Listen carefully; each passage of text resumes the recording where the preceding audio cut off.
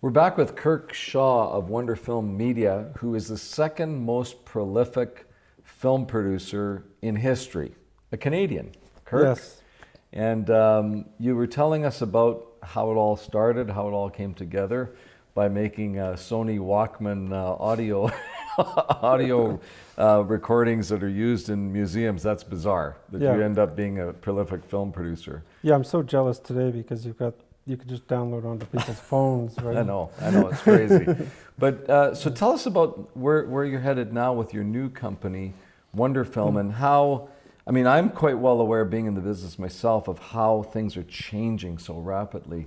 Talk to me about how your company is sort of leading that change. You know, well, first I'd say like a year ago, I was starting to think that my career as a filmmaker was coming down to an end. And I actually went to my family and I said, look, I don't know how many more years I can produce films because, you know, there's never been more demand for content, but with Netflix in the market, they kind of want to buy everything, they want to own everything, and that's got a big impact, and Amazon's joining them in that process. And then you have the foreign markets are getting more into local language, and you know, my business model was always selling foreign, getting pre-sales, and then going and making my movie. And that market is softening slowly. It's eroding. And so the old way that Hollywood has used since the 1919 of syndicating movies around the globe to help costs, that's eroding. The markets are getting smaller, less buyers are coming, the prices are shrinking, but people still want content. And I just thought I was at pretty much getting to the end. And, you know, went to my family. I even got a star on Granville Street at their Walk of Fame, and going, okay, I guess this really is getting close to the end. And then a friend came to me and said, well, he has this public company. He'd like to vend me in, not my company, but me and some of my library into the company, and would I be open to it? And I thought about it. I'd considered it before, and I actually went to a friend in LA and said, well, I've got this proposal, would you join me? And then he had another friend that we both knew, and we asked him, and so the three of us started, and then we ended up bringing a fourth friend in. So all of a sudden we created this new company called Wonder Film. It's 4 producers coming together that are facing the same obstacles. And we agreed to, you know, do the support to get this company on the Toronto Stock Exchange. But in that process, I got reinvigorated, I got re-excited. And so did the other guys, I think, too. First off, each of us knew something to help each other.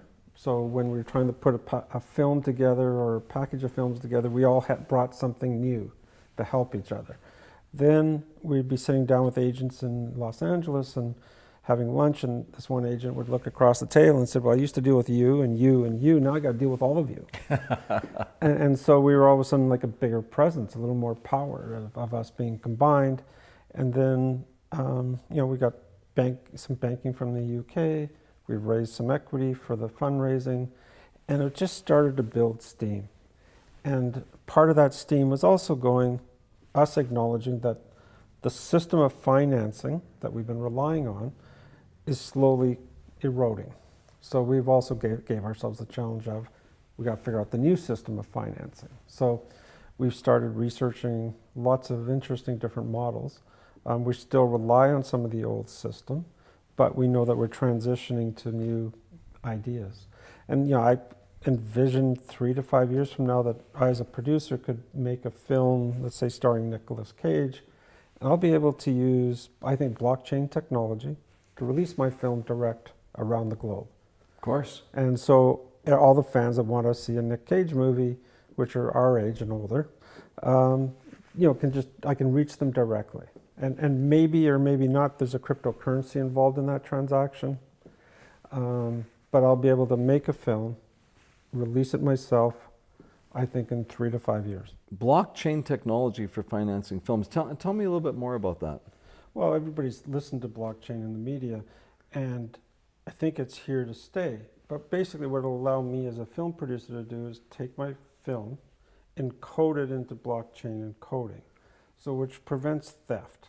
Anybody that accesses that movie, wants to buy the movie or watch the movie, they have to pay to get access to it, even in China or India where there's rampant theft. So I believe I can make my film, encode it into blockchain, make it available on the web, and people will be able to subscribe to it directly from any country in the world.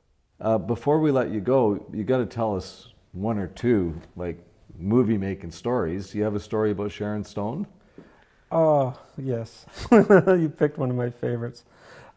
Sharon Stone was an important actor for me. I did a movie called When a Man Falls in the Forest with a young filmmaker, Ryan Eslinger, who had come out of the Sundance Film Festival labs. And Sharon supported him by lending her name to the film, and we were able to add Timothy Hutton. But what Sharon Stone was for me, it was her agency at the time, an LA agencies, trusting me with one of their top stars. Yeah, and you're an up-and-coming producer. You're like you're the Sony Walkman guy out of Canada. Yeah, exactly. So you know, we needed to receive her into the city. We needed to treat her properly. We needed to protect her. She needed to have a good time on set. And you know, we achieved all that with her. And but most importantly for me was, at the end of the day, we'd finished shooting. It's a 12-hour day, and we were shooting in Maple Ridge, and it's about an hour drive back to the Sutton Hotel where she was staying. And I was going back with some other producers. She was just coming back with her entourage. And we just coincidentally arrive at the Sutton at the same time, and my friends get out of the car, and she pulls in behind. And she got out, and she walked over to me, and she kissed me on the cheek. Wow. There was no word. We didn't say anything. We just had a little hug, a little kiss. She went into the hotel, and I went home, and there was like no way I was going to wash my face. I crawled into bed beside my wife, and it was like, I don't want to touch her. I just wanted to enjoy this kiss and the lipstick on my cheek. What a great story. Yeah. Well, I expect that there'll be many more stories like that for KIRK Shaw as you move forward with your new company, Wonderfilm, and it's on the Canadian Stock Exchange. Toronto Stock Exchange. Toronto Stock Exchange, TSX Venture. That's correct. What's the listing? WNDR. Okay, well, keep an eye on that. WNDR, KIRK Shaw, Wonderfilm Media. Thanks for being on Biz 101. Okay, thank you, Randy.